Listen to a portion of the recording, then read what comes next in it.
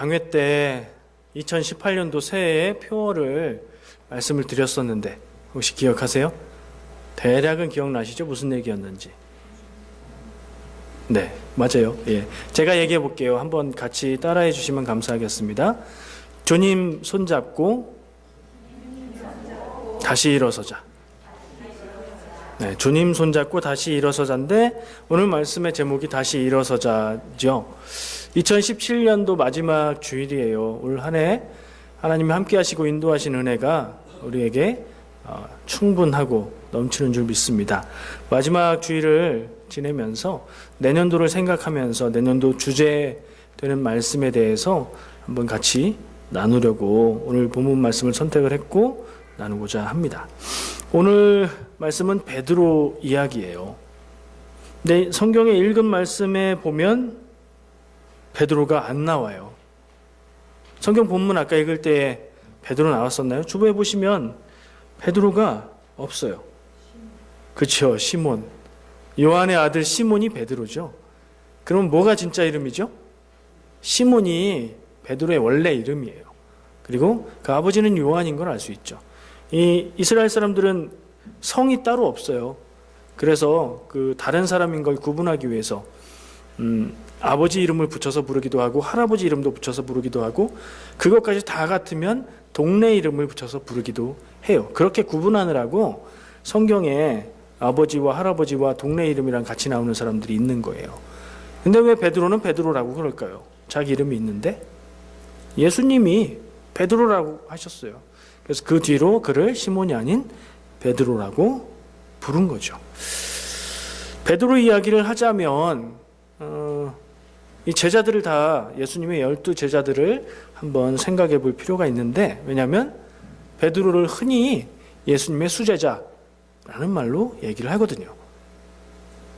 들어보셨죠? 베드로가 12제자들 중에 뭐 서열을 매기진 않았지만 굳이 서열을 매겨본다면 1번은 모르겠어요. 2번도 모르겠고 다 모르겠는데 확실한 건 하나 있어요. 12번째는 누군지 알 것 같아요. 누구죠? 탈락한 사람 있잖아요. 중간에. 끝까지 못 가고. 유다, 가룟 유다가 예수님을 돈 받고 팔아넘기고 나서 그걸 후회하고 자살을 해요. 저는 배신이 나쁘지만 배신 때문에 유다가 실패한 거라고 생각하지는 않아요. 포기했기 때문에 실패했다고 생각해요. 예수님께 나가서 용서받고 새로 일으킴을 받을 만한 기회를 자기가 없애버렸어요. 포기했어요. 자살해서 그는 탈락한 셈이에요. 근데 왜 사람들이 여기저기서 들리는 말에 베드로를 수제자라고 할까? 특별한 근거는 따로 없어요. 근데 제가 생각하고 찾아보니까 근거가 될 만한 게 있긴 있더라고요. 성경에서 제일 중요한 게 뭘까요? 예수 그리스도죠. 그 말은 뭐예요? 예수님이 그리스도십니다. 예수님이 우리의 구세주입니다라는 그 고백, 그 복음이 제일 중요하잖아요. 그 얘기를 누가 했게요? 그 얘기를 베드로가 했어요. 예수님이 어떤 날은 제자들한테 물어요. 사람들이 나를 누구라고 하니? 그러니까 다른 사람들이 얘기하는 거는 뭐 엘리야라고도 하고요. 세례 요한이라고도 하고요. 선지자라고도 하던데요. 이렇게 대답해요. 그럼 너희들은 나를 누구라고 보니? 라고 물으니까 대답을 못해요. 제자들이. 주님과 늘 함께 있었고 곁에 있었고 주님이 하시는 놀라운 일들을 보면서 놀라기도 하고 그랬는데도 예수님이 누굴까? 누구신데 이런 일까지 하실까? 놀라기만 했지 나름대로 생각은 있었겠지만 그걸 딱 말하는 사람이 없었어요. 근데 베드로가 마태복음 16장에 딱 나서서 이 말을 해요. 뭐라고 했죠? 같이 해볼게요. 주는 그리스도시요 살아계신 하나님의 아들이십니다. 선생님은 메시아, 우리가 기다리던 메시아 그리스도 구세주이시고요. 하나님의 아들이세요. 이 두 가지가 우리는 같다고 생각하는데 그 당시엔 같은 게 아니었어요. 그래서 따로 얘기한 거예요. 메시아 그리스도 구세주는 하나님이 보내주는 사람이고 우리를 구원할 사람이고 하나님의 아들은 신적인 권위를 갖는 하나님과 같은 분이라는 말이기 때문에 이 베드로의 고백 속에는 기독교의 그 고백이 들어있는 거예요. 이런 얘기를 했으니 훌륭하죠. 예수님도 칭찬하세요. 이 마태복음 16장 16절에 이어서 17절부터 보면 이렇게 성경에 써 있어요. 예수께서 대답하여 이르시되 바요나 시몬아. 아까 우리가 본문에서 읽었던 요한의 아들 시몬하고 똑같아요. 바가 아들이란 뜻이거든요. 바요나, 요나의 아들 시몬아, 네가 복이 있도다. 이를 네게 알게 한 이는 혈육이 아니요 하늘에 계신 내 아버지시니라. 네가 지금 한 말은 하나님이 깨닫게 해주셔서 하신 말이야. 한 말이야. 그 말의 내용이 맞다는 거예요, 틀리다는 거예요? 일단은 네가 나한테 그리스도시고 살아계신 하나님의 아들이라고 고백한 그 말은 맞아. 근데 이건 네가 똑똑해서 생각한 게 아니라 하나님이 깨닫게 하셔서 지금 말하게 하신 거야 라고 얘기를 하신 거예요. 일단은 칭찬이네요. 그 다음에 이어서 하시는 말씀이 또 내가 내게 이르노니 너는 베드로라. 요때 예수님이 시몬을 향해서 요 앞에서는 바요나 시몬아라고 불렀지만 너는 베드로다 라고 부르세요. 내가 이 반석 위에 내 교회를 세우리니 음부의 권세가 이기지 못하리라. 베드로라는 말은 큰 돌이라는 뜻이에요. 나쁜 말로 이 돌머리 하는 뜻이 아니라 반석, 그 뒤에 반석이라는 표현이 나오죠. 반석과는 조금 의미가 차이가 있지만 거의 비슷한. 그래서 너는 베드로다 이 반석 위에 라는 말은 네가 베드로야 너 위에 라는 말로 해석될 수 있어요. 그래서 가톨릭 성당에서는 베드로 위에 예수님이 교회를 세우셨다. 그래서 베드로가 일대 교황이다. 이렇게 설명을 한다고 얘기를 하더라고요. 근데 저는 그렇게 안 보고요. 베드로가 16장 16절에서 고백한 예수님이 그리스도시고 하나님의 아들이라는 그 믿음의 고백, 그 위에 교회를 세운다는 말씀으로 해석을 해요. 그건 저 개인적인 해석이 아니라 기독교의 신학의 해석입니다. 어쨌든 예수님이 이런 말을 할 정도로 베드로를 좀 중요하게 얘기를 하고 있죠. 그 다음 19절에 보면 내가 천국 열쇠를 내게 주리니, 천국 열쇠가 뭔지는 몰라도 되게 좋고 중요한 것 같은데 베드로한테 주신대요. 내가 땅에서 무엇이든지 매면 하늘에서도 매일 것이요 네가 땅에서 무엇이든지 풀면 하늘에서도 풀리리라. 이 정도 말을 들으면 베드로 대단하구나. 다른 제자들은 말 못하는데 그 얘기를 했고 예수님에게 이렇게 대단한 칭찬도 들었고 예수님에게 새 이름도 받았고 베드로가 12명 제자 중에 1등 할 만하네 하는 생각이 들어요.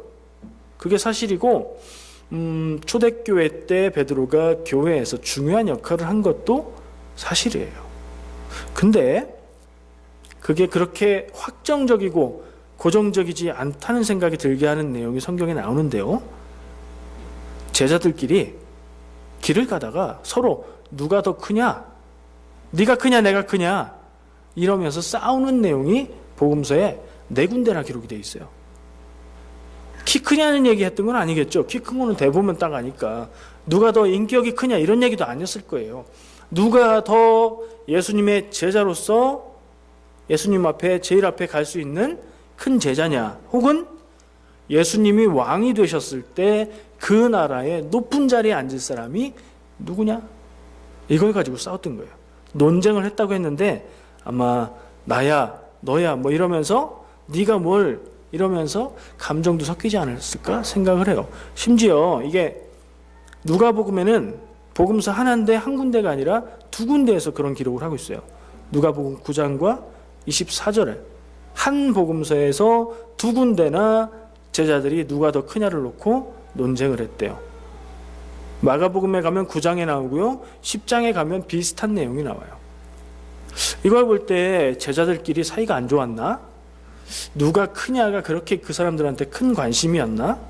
하는 생각을 하게 만들죠. 근데 이게 베드로가 수제자고 첫 번째 서열이다 이게 딱 정해졌으면 이런 싸움을 할 리가 없죠. 그럼 어떻게 된 걸까요? 초대교회 때도 그렇고 제자들 사이에서도 그렇고 베드로에게 필적할 만큼의 예수님의 관심도 받고 중요한 역할을 했던 사람들이 더 있어요. 다른 사람들은 잘 모르겠지만 요한이라는 제자가 있습니다. 요한은 복음서에 주님이 사랑하시는 제자라고 표현이 되었어요. 늘 주님 옆에 가까이에 있었고 최후의 만찬, 마지막 제자들과 식사 자리, 그 그림에서도 예수님에게 기대어서 있는 모습으로 그려져 있죠. 그 요한은 예수님이 십자가에서 죽으실 때 네 어머니다 하면서 어머니 마리아를 맡겼던 사람이기도 하죠. 물론 사도로서 역할도 감당하고요. 그러니까 요한도 복음서에서 볼 때 베드로 못지않은 중요한 인물이라는 걸 알 수 있어요. 또 야고보가 있어요. 성경에 나오는 중요한 야고보들이 몇 명 있는데 한 명은 예수님의 동생 야고보가 있고요. 초대교회 때 교회 지도자였는데 제자는 아니었어요. 지금 얘기하는 건 제자 야고보예요. 제자 야고보인데 이 사람도 예수님 앞에 나와서 자기 동생이랑 같이 주의 나라가 이를 때에 우리가 그 우편과 좌편에 있게 해주세요. 또 한 복음서에서는 그 엄마가 찾아와서 당신의 나라가 이를 때에 좌우편에 우리 아들들이 있게 해주세요 라고 당당하게 요구했던 사람이에요. 베드로와 이렇게 비교할 만한 그런 중요한 모습으로 나타나고 있어요. 그러나 제자들끼리 서열을 정한다는 게 뭐가 중요하겠어요? 제자들끼리 자기끼리는 제자일 때, 이 사람들이 나중에 초대교회 때는 뭐라고 불리죠? 예수님의 12제자들이 나중에는 뭐라고 불리죠? 뭐예요? 사도라고 불리죠. 사도라고. 사도는 보냄받은 사람, 예수님의 사명을 받고 파견된 사람. 제자는 그 사도가 되기 위해서 훈련하고 있는 사람. 제자일 때는 그랬어요. 키재기 했어요. 도토리 키재기 같은 키재기를 했어요. 서로 비교하고 깎아내리고 내가 더 잘났다고 했어요. 근데 사도가 돼서는 초대교회 때는 그들끼리 그렇게 했다는 얘기는 없어요. 제일 먼저 포기하고 빠진 유다를 빼고 나머지 모든 사도들이 최선을 다해서 보냄받은 사도로 예수님의 증인으로 사역을 하고, 성경에는 안 나왔지만 전설에 따르면 모두 다 복음을 전하다 순교한 것으로 기록이 되어 있어요. 그들 가운데 누가 더 크냐? 이건 의미 없는 일이었어요. 그거는 언제 하는 거죠? 어렸을 때 하는 거예요. 어린아이들이 조금 더 큰 거 가지고 내가 더 커? 우리 아빠가 더 힘세? 내 딱지가 더 세? 이런 거 싸우는 거죠. 애들이. 여러분들 마음에 혹시 저 사람이랑 나랑 비교해서 내가 저 사람보다는 이면은 좀 낫지 하는 생각이 들거들랑, 내 안에 아직 그런 어린 모습이 있구나 생각을 하셔도 틀리지 않을 것 같아요. 근데 책망하는 말이 아닙니다. 다 있을 수 있어요. 다 있어요. 근데 더 성숙해야 된다는 얘기를 합니다. 두 번째 제목을 저는 배신자 베드로라고 썼어요. 예수님의 12명의 제자 중에 배신자는 한 명이죠. 누구예요? 가룟 유다. 왜 가룟 유다냐면 가룟 지방의 유다라는 뜻이에요. 그 사람의 고향을 출신지를 붙여서 불렀는데, 그 사람 우리가 알듯이 예수님을 팔아넘긴 배신자였죠. 그리고 용서받을 기회도 포기해버렸어요. 근데 베드로가 배신자라고요? 들어보셨어요? 그런 얘기? 사실은 제가 몇 년 전에 그런 말씀을 전하긴 했는데, 베드로가 언제 주님을 배신했어요? 배신했어요. 예수님이 경고도 하셨어요. 너 이렇게 할 거야. 근데 진짜 그렇게 했어요. 그리고 나서 눈물을 흘렸다고 기록하고 있죠. 예수님이 자기의 고난당할 것을 얘기하시니까 주님 절대로 그렇게는 안 됩니다 라고 했을 때 예수님이 네가 나를 3번 부인할 것이다 예고까지 했었는데, 주님 잡혀가시고 신문 받으실 때 따라다니다가 너 이 예수라는 사람의 제자 같이 있었던 사람인데? 라고 하는 말 앞에서 나는 저 사람을 모른다, 나는 저 사람과 관계가 없다 라고 3번이나 예수님을 모른다고 부인했어요. 다 아는 사실이죠. 예수님을 돈 받고 팔아넘긴 가룟 유다의 행위와 예수님을 모른다고 3번 다짐했던 행위, 어떤 게 더 큰 배신일까요? 좀 비교할 수 없다고 생각해요. 그게 그거라고 생각해요. 그럼 베드로는 어떻게 그런 중요한 역할을 할 수 있었죠? 포기하지 않았으니까요. 죽어버리지 않았잖아요. 근데 베드로도 피하긴 했어요. 말씀해 보니까요, 배신자 베드로는, 지금만 이렇게 얘기를 해볼게요. 이 배신자 베드로는 예수님이 죽으신 후에 예수님의 무덤이 비었고 예수님의 시체가 없다는 얘기를 듣습니다. 그래서 요한과 함께 그 무덤으로 달려가요. 눈으로 확인하니까 정말로 예수님을 쌌던 천만 있지 예수님은 없어요. 그리고 돌아갔어요. 무슨 생각을 하면서 갔을까요? 예수님이 누누이 내가 죽은 다음에 사흘 만에 살아날 것이다 얘기하셨고, 그 얘기는 이미 알려져 있어서 로마 군인들조차도 제자들이 시체를 훔쳐가 놓고 살아났다고 할 거다라고 해서 철저히 지켜야 된다고 했었던 일인데 베드로는 무슨 생각을 하면서 돌아갔을까요?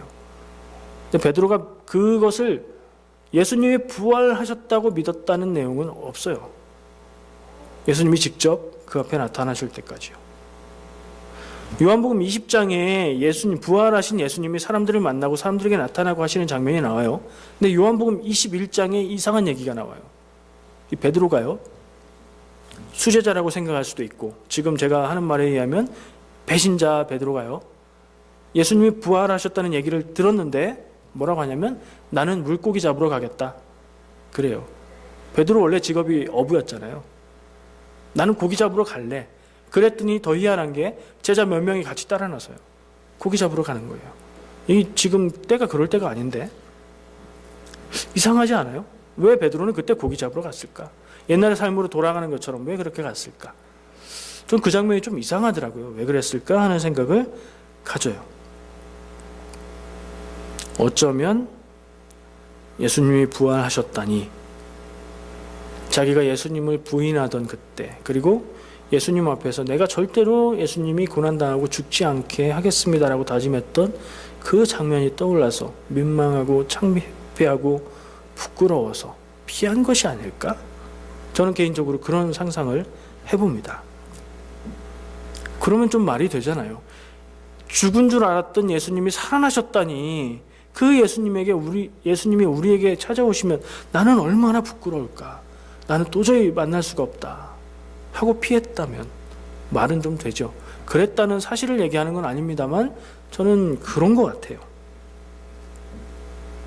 근데 예수님은 물고기 잡으러 간 그 자리에 베드로를 찾아가세요. 기억하시죠?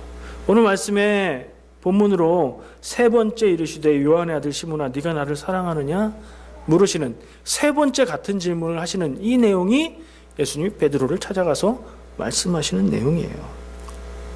베드로가 아까 얘기한 대로 나는 고기 잡으러 가겠다 떠나갔어요. 다른 제자들이랑 같이 고기 잡아요. 밤새 고기를 잡습니다. 원래 밤에 잡는데요, 밤새 낚시를 했는데 그물을 내렸는데 고기를 못 잡았어요. 전지가 어부였는데 그래도 그러고 있는데 저 물가에서 어떤 사람이 고기 좀 많이 잡았니? 하면서 오른편에 그물을 던져봐 라고 얘기를 해요. 근데 누군지는 잘 모르겠어요.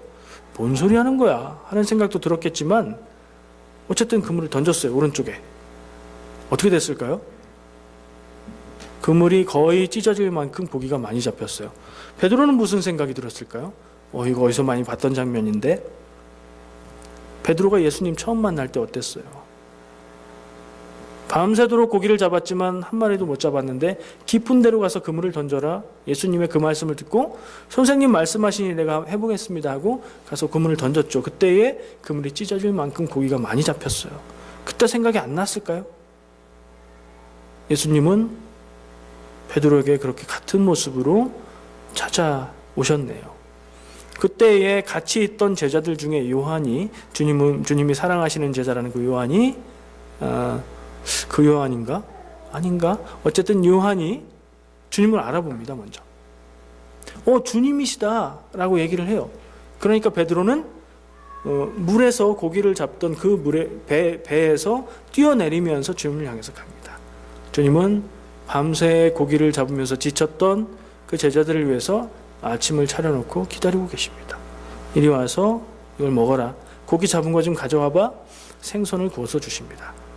그렇게 제자들에게 아침을 차려주시고 베드로에게 따로 찾아오십니다. 베드로만 따로 독대를 하시면서 베드로에게 묻습니다. 요한의 아들 시몬아, 네가 나를 사랑하느냐? 요 전에 예수님과 딱 만나서 예수님과 독대하면서 했던 얘기는 뭐였어요? 마지막 모습이 뭐였어요? 네가 나를 3번 부인하리라. 진짜로 3번 모른다고 부인하면서 예수님 곁을 도망쳤던 그 모습이잖아요. 근데 그 베드로에게 지금 예수님이 찾아오셔서 네가 나를 사랑하느냐 라고 물으시는 거예요. 대답을 하기가 쉬웠을까요? 모르겠어요. 베드로는 그래서 그런지 이렇게 말해요. 주여, 내가 주님을 사랑하는 줄 주님이 아십니다. 이게 주님을 사랑한다는 거예요, 안 한다는 거예요? 사랑한다는 거죠. 근데 사랑합니다 라고 자신 있게 대답을 못하는 것처럼 저에겐 들려요. 내가 주님을 사랑하는 줄 주님 아시잖아요. 제 마음의 진심을 주님은 아시잖아요. 근데 제가 제 입으로 사랑합니다라고 말은 참 어렵네요. 그런 마음처럼 들려요. 근데 예수님은 또 물으세요. 네가 나를 사랑하느냐? 또 대답을 해요. 사랑합니다라는 뜻의 대답을 또 해요. 읽은 본문 말씀은 이거예요. 세 번째 이르시되. 앞에 두 번은 여기 세 번째라고 나와서 안 읽었어요.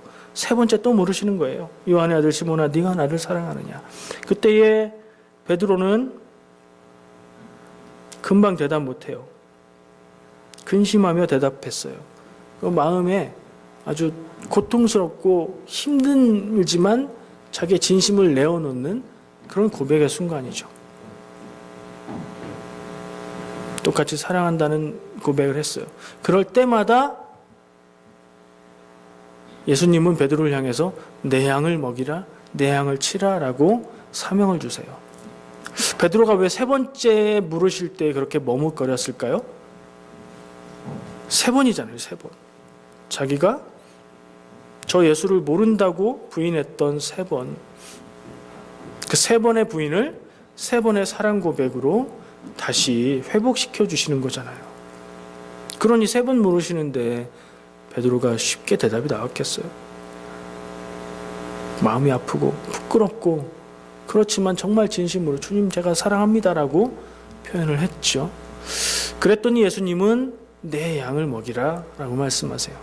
예수님이 베드로에게 사명을 주시는 거죠. 사도로서 너가 교회를 위해서 사역을 하라 하고 사명을 주시는 거예요. 그러면 베드로의 예수님을 모른다고 부인했던 세 번의 부인, 그 배신의 잘못, 그거는 어떻게 된 거예요?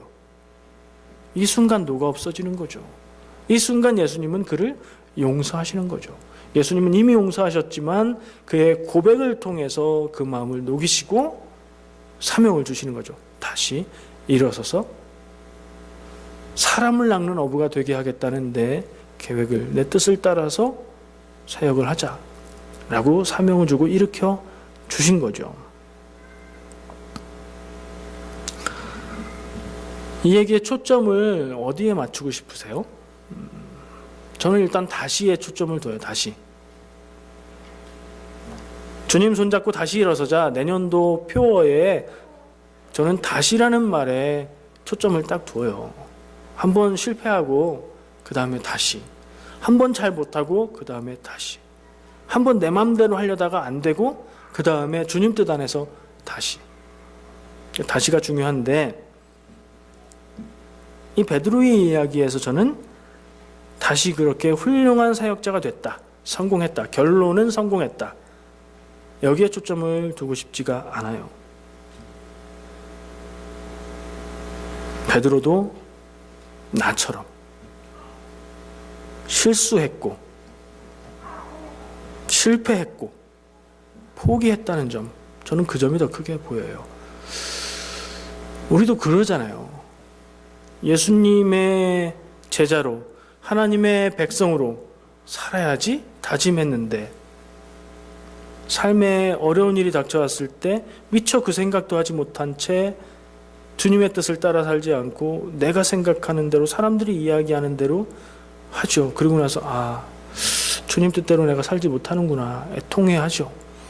실수도 하고 실패도 하고 포기도 해요. 착한 사람으로 살아야지, 하나님 뜻에 맞게 살아야지. 근데 그게 되질 않아요. 잘 마음 먹는다고 되는 일이 아니거든요. 베드로도 우리처럼 그렇게 주님 앞에서 실패했었다. 전 거기에 초점을 두고 싶고요. 그런 베드로를 예수님은 찾아오셔서 다시 용서하고 일으키시고 능력을 주셨다. 그 점을 보고 싶어요. 베드로가 역경을 딛고 성공했다. 이거가 초점이 아니라는 얘기예요.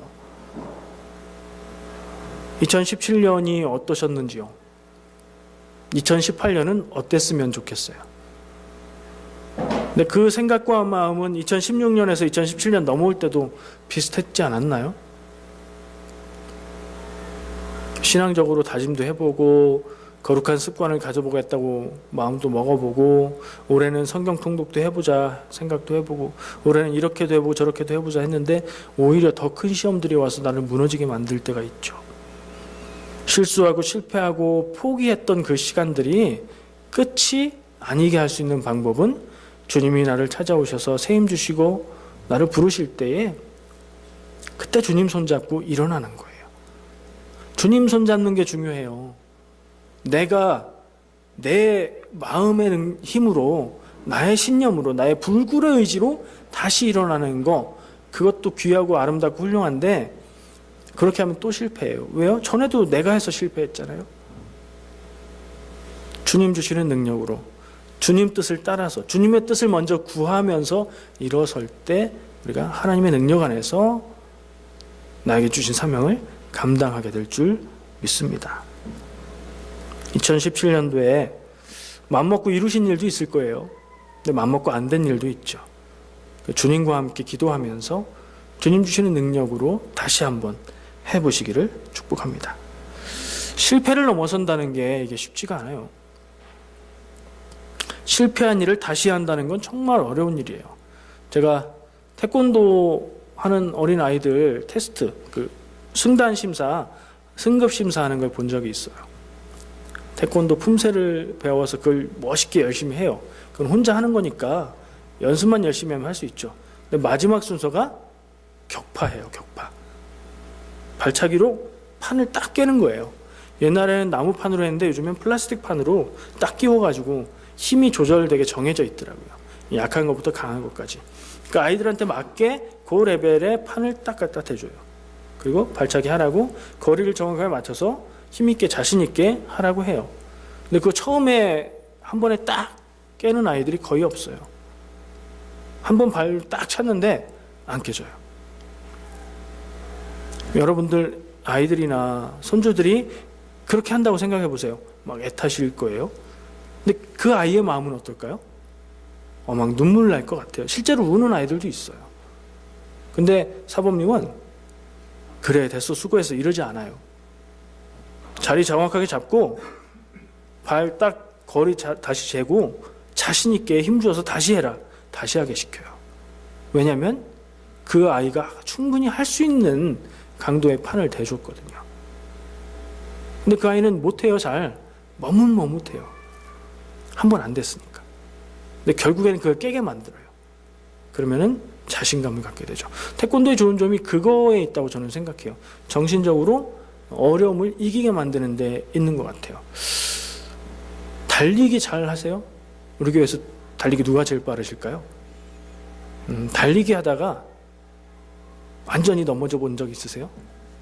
내가 좀 달리는데 자신 있게 뛰기 시작했는데 너무 오래간만이라 내 발을 걸어서 탁 넘어졌어요. 저 같으면 안 일어나고 싶을 거예요. 그냥 거기서 인생이 끝났으면, 지구가 종말이 됐으면 막 그런 생각이 들지도 몰라요. 근데 만약에 운동선수가, 올림픽에 출전한 운동선수가 달리기를 하다가 넘어졌어요. 어떻게 하죠? 실격. 어떻게 나오나요?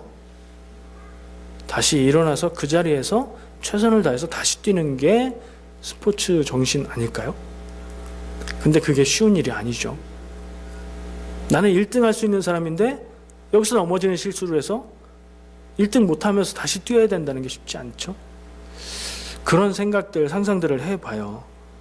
저는 저 개인적인 얘기인데 아무한테도 얘기 안 한 건데요. 20대, 30대는 아니군요. 20대 때 이성교제를 한 번도 못 해봤어요. 연애 한 번 못 해봤다는 얘기예요. 왜 그런지 아세요?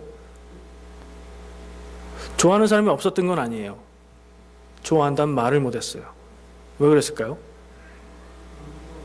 용기가 없어서. 맞아요. 맞는데 제 기억은 안 나요. 근데 그때 저를 주저하게 만들고 못하게 만들고 에이 안 하고 말지 하게 만들었던 마음이 있어요. 내가 너를 좋아해 라고 얘기했다가 나는 너 별론데 그 말 듣는 게 그렇게 두렵더라고요.